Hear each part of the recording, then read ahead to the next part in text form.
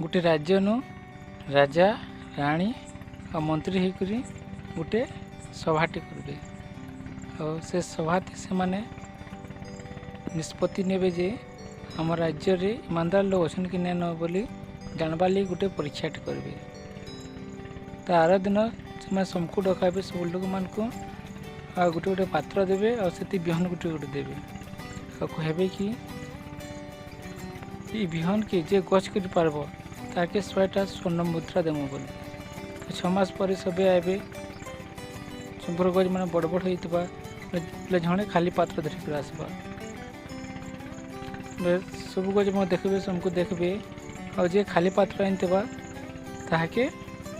पुरस्कार देवे कहले बेले सब बिहन जेन दिया सब सिझाला बिहन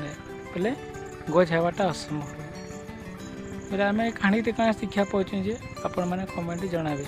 थैंक यू।